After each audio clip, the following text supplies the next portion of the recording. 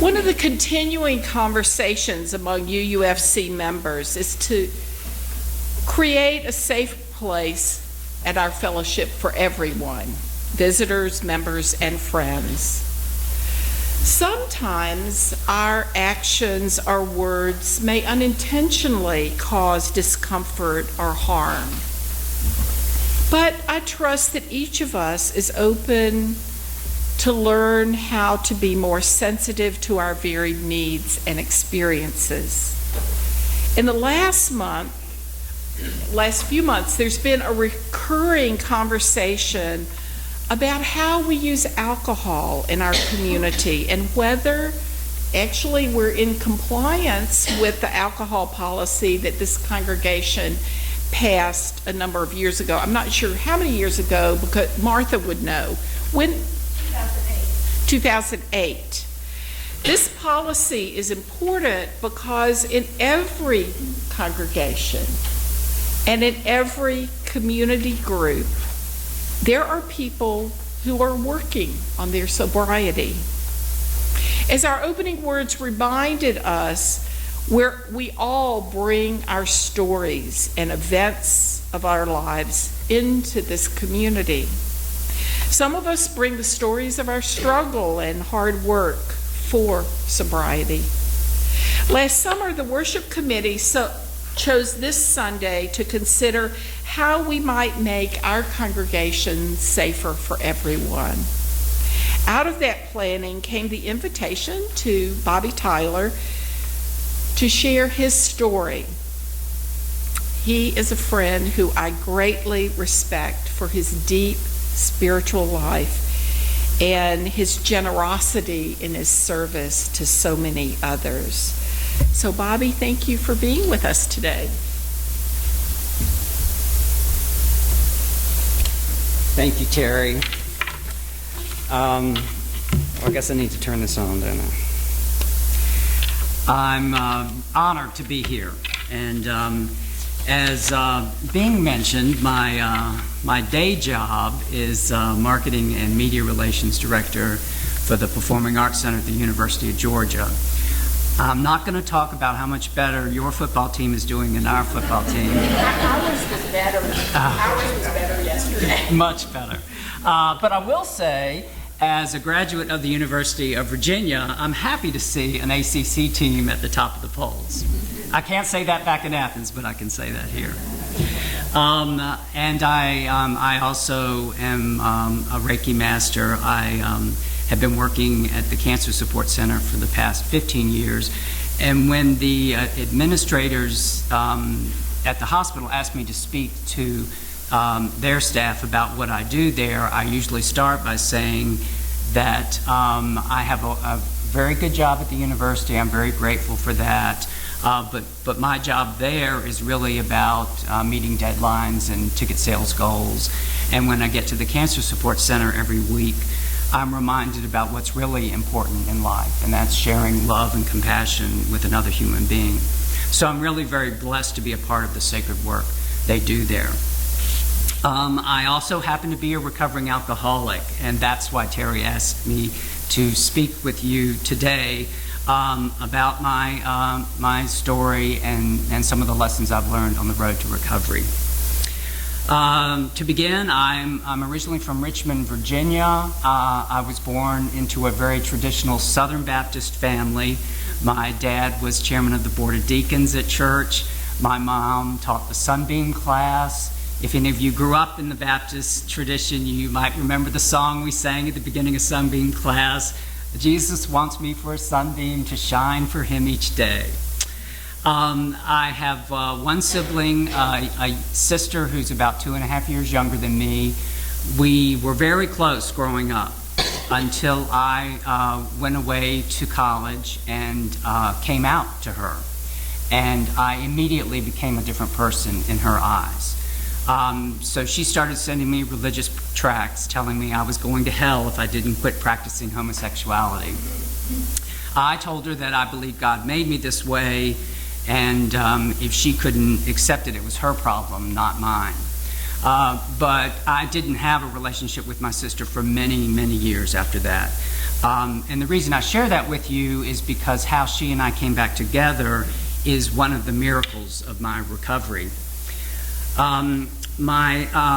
I actually come from a long line of alcoholics. My dad's an alcoholic. His dad was an alcoholic. In fact, I never met my paternal grandfather. He died when my dad was still a teenager because of his drinking. My mom's older brother was an alcoholic. He actually found recovery later in life and was sober for 20 years before he passed away. It's now known that there is a genetic component to the disease of alcoholism, and I got the gene on both sides of the family. My dad was the football coach at the local high school, and when he realized that his only son was turning out to be more of a sissy than a jock, he took his frustrations out on me, verbally and physically. The verbal abuse had really a more lasting impact on me than any beating I ever got.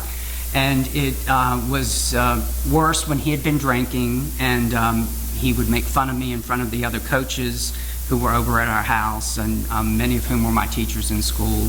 And of course, that made me feel completely worthless.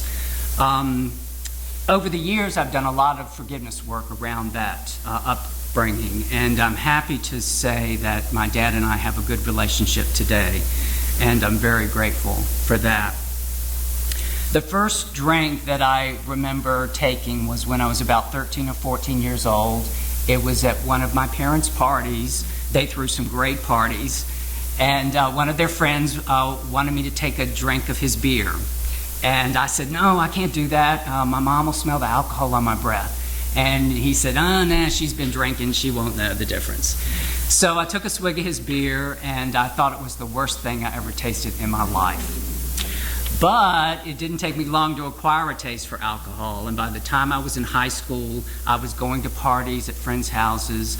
We had some parents who let us drink in their house, and I think they felt it was safer than us driving around town drinking.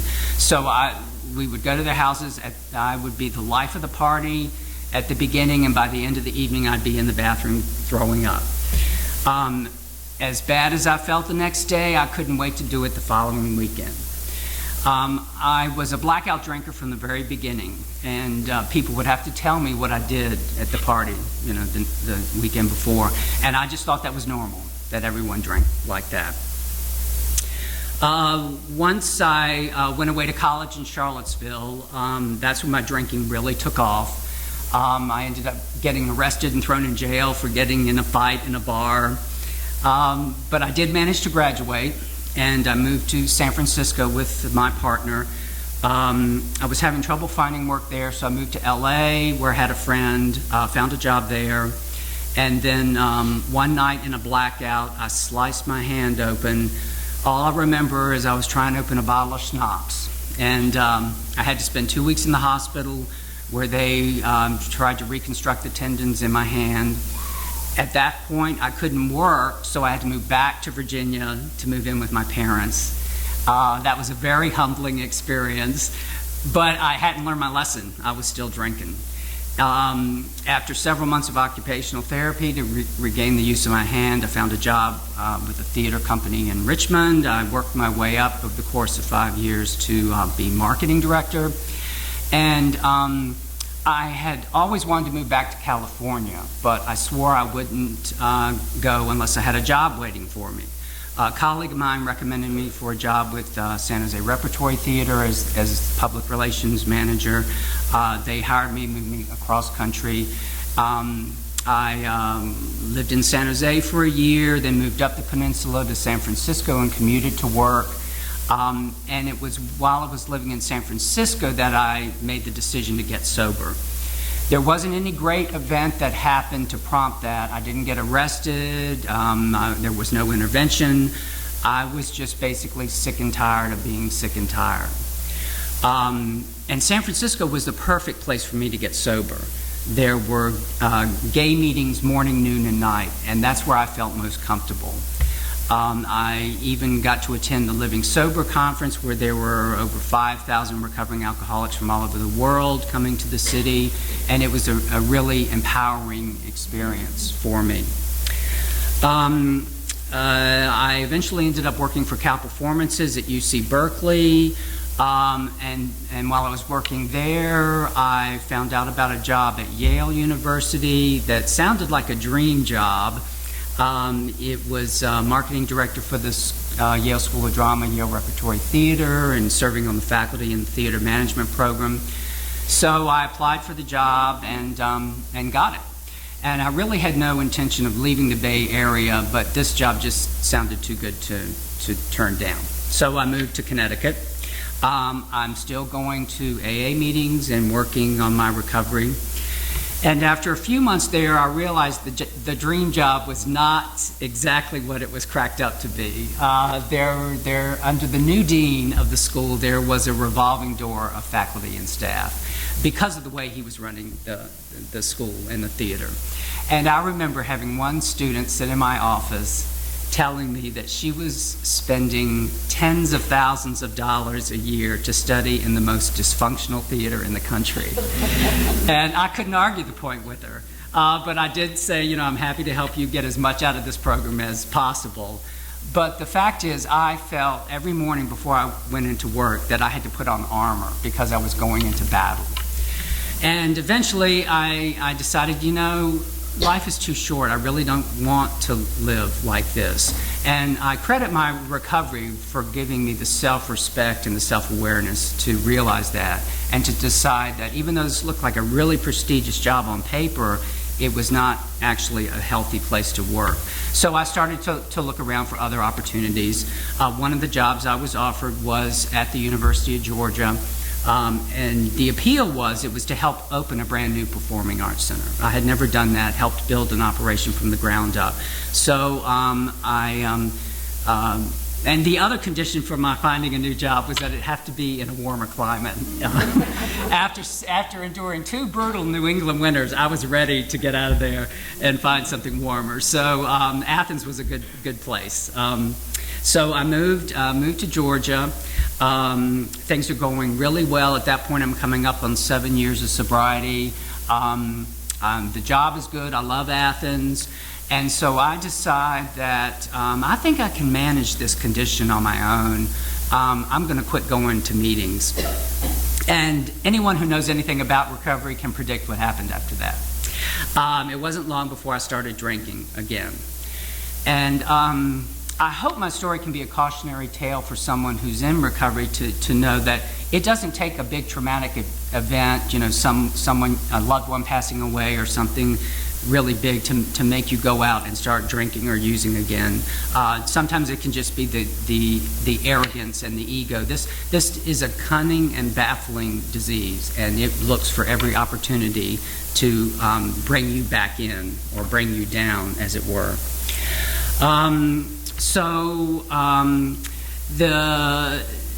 The interesting thing was initially it looked like I could manage this condition.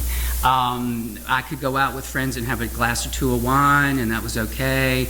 But then eventually my drinking increased, and alcoholism is a progressive disease, and it did indeed progress with me. But during this time, I was able to do well at work. I got good reviews. I got raises. I bought a house. In fact, the house I bought was perfect for an alcoholic like me who liked to drink alone. It's out in the country down a dirt road, and whenever anyone would drive down the road to my house, my dogs would bark to alert me so I could run around and turn the lights off and pretend I wasn't home, and that way whoever was coming to the house wouldn't see how drunk I was. Eventually, the disease progressed to the point where it was taking a real toll on my health.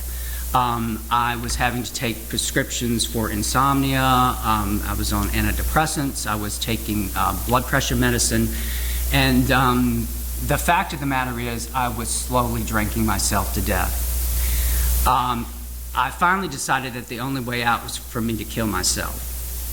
And I planned it out very thoroughly, where I was going to do it, how I was going to do it, the email I was going to send before I did it, and the only thing I had left to do was buy the gun.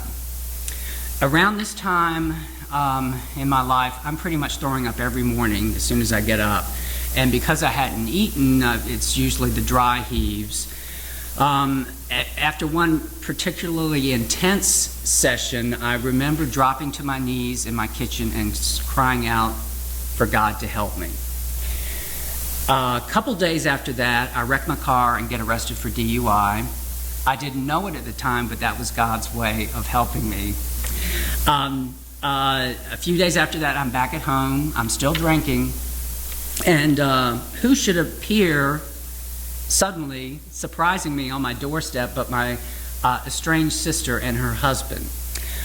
Some friends of mine in Athens had banded together and contacted her in Virginia to say Bobby needs help. So she and her husband drove down. And if I had to pick the two people I would least want to surprise me on my doorstep when I had been drinking all day, it would be my born-again sister and her husband. But there they were. And they could, and this is how I know there was divine intervention taking place. I mentioned how my house was perfect for someone who liked to drink alone like me, and my dogs would alert me if someone was coming. My dogs didn't make a sound when my sister and brother-in-law got there. So they show up, they're on my front porch, they can look through the glass doors, see me sitting on the sofa with a glass of wine in my hand. There's nowhere for me to run and hide, I'm busted. And at that moment, I did what we call in AA the first step. I accepted that my life had become unmanageable. So I walked over, let them in, they said, we're here to help you, and I let them take me to a treatment center. After I was released from the treatment center, my sister came back down from Virginia. My dad gave her some money so she could come spend a few days with me, buy some food, make sure I was doing okay. And the first thing she said when she came back to see me was how sorry she was for all those years she had sent me those religious tracts. That she never really intended to hurt me, and that I was the best brother that she could hope for. The one thing that my mother most wanted when she was alive was for my sister and I to reconcile. And she never got to see that before she passed away. And but I know in that moment that my mother's spirit was there with us, and she was smiling. So I have been given a second chance at recovery, and I realize how how fortunate I am. Most people who go out and start drinking or using again don't make it back into recovery. They either die or are institutionalized. So I am very, very grateful to be where I am today, and I appreciate that what I have in my life. I've spent some time thinking about what's different for me this time in my recovery than the first time, and there are a few of the lessons that I've learned that I want to share with you. One of them is the importance of being of service. We often say in AA that service keeps us sober. And one of the programs that I'm involved with is the Corrections Correspondence Program, where I write to inmates who are in prison and help them with their recovery. These are inmates who are trying to stay clean and sober in prison, and they want to have a better life when they're released. I tell every man that I work with that they're helping me stay sober as much as I'm helping them stay sober.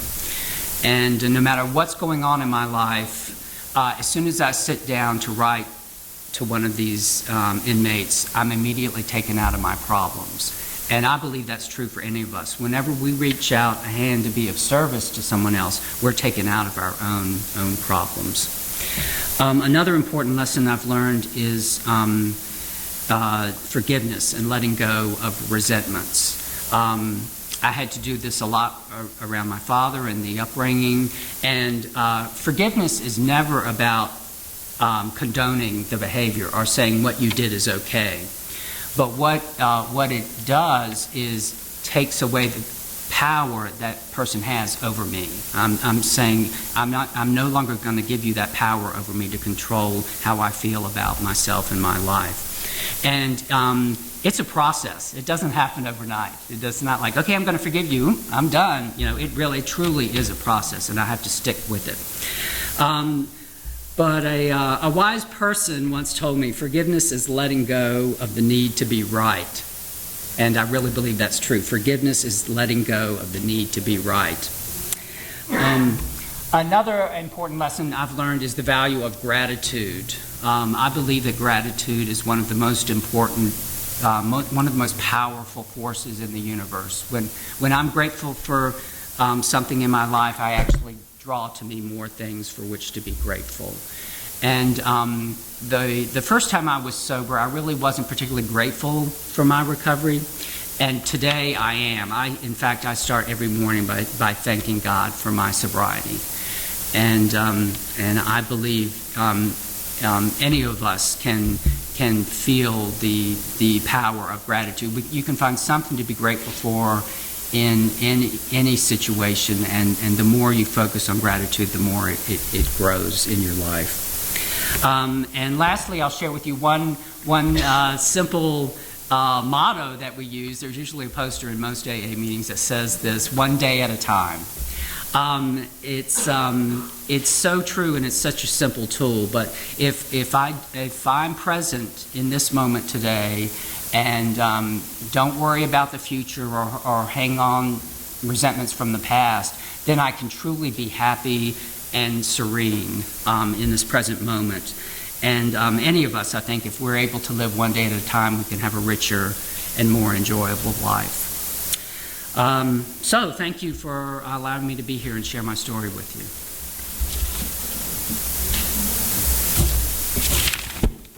Do I stay up here? No, you can go I can go if sit you want down. to. Good. Yeah. So thank you, Bobby, for sharing your story. I look at all the people whose lives you touch and am grateful for your courage and strength and hard work. And I'm grateful for your community of friends who support you and got your sister there.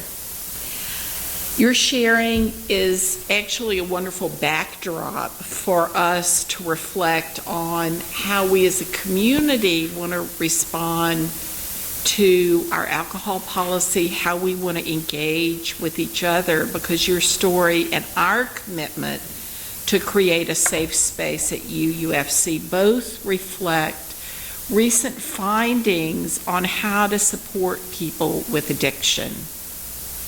I think some of y'all have seen an article in the Huffington Post, The Likely Cause of Addiction and It's Not What You Think. And it really focused on how essential human connection is in helping people recover. Joanne Hari, the author, writes, if we can't connect with each other, we will connect with anything we can find. So the opposite of addiction is not sobriety, it's human connection. The reality is that most of us come here for human connection, certainly for spirituality and intellectual inspiration, but more importantly for connection and community. The writer George Monbiot has called this the age of loneliness. We've created human societies where it's easier for people to become cut off from all human connections than ever before. And though our topic today has to do with how we might deal more sensitively concerning alcohol use in our gatherings, we also are talking about how to create safe space for those of us who have experienced abuse, repression, and exclusion in other parts of our lives. So Hari's article goes on to say we need now to talk about social recovery, how we all recover together from the sickness of isolation that is sinking on us like a thick fog. This knowledge pushes us all to open our hearts and minds in new ways.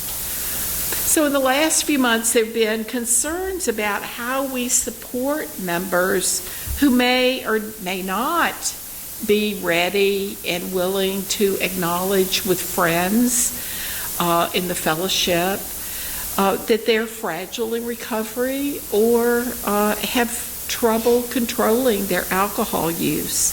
This is part of our shared life that we need to address. So I guess my question is how we might help members and friends feel comfortable being at every function in our fellowship.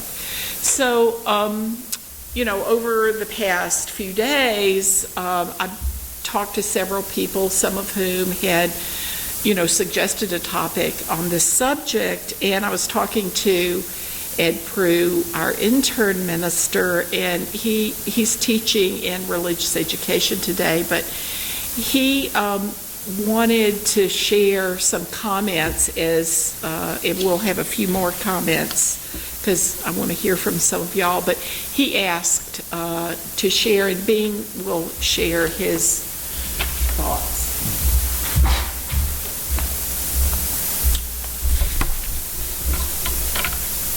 This is directly from Ed. I'm reading what he said to me. He said, "I'm sorry that I wasn't able to be with you to address you directly, but my attention today is with the children. When I learned the topic of the service, I asked Terry if I could say a few words, and she graciously agreed. I thank Bing for reading this for me. Let me start out by saying that I am the kind of person who has a reasonably healthy relationship with alcohol. I'm sipping on a beer as I write this, as a matter of fact. That said, let me say that my beautiful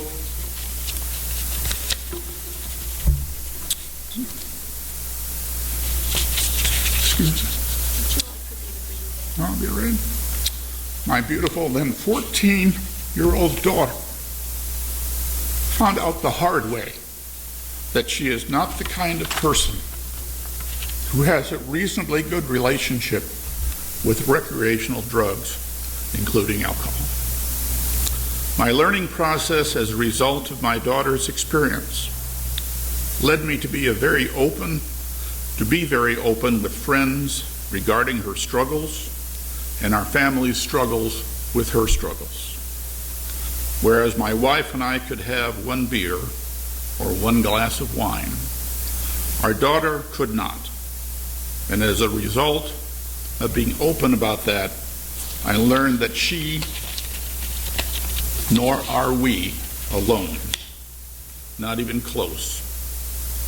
One of the people who reached out to help was a friend from the church, one member of a couple who we had grown to love, suggested that we try FAVOR program, which is F-A-V-O-R, in Greenville for struggling families. In the process, she told us that her husband had issues. I was both surprised and not surprised to hear that. What did occur to me later was that at a couple of church group meetings, I had enjoyed a glass of wine. How difficult a choice it must have been for him or his wife to be active in our group. All of a sudden, a group that I found warm and welcoming with free wine changed for me and became a place where I now realize that at least one beloved friend, and probably more, experienced stress, pain, and fear.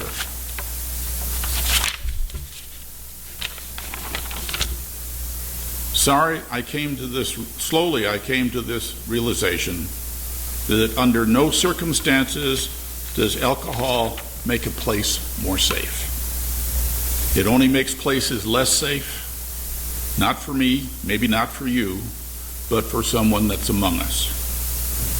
From there, as my family strives to be warm and welcoming in our homes and in our churches, we are sure to hold a place in our hearts and consider the paradigm shift that happens for some in our beloved community when alcohol enters into the picture.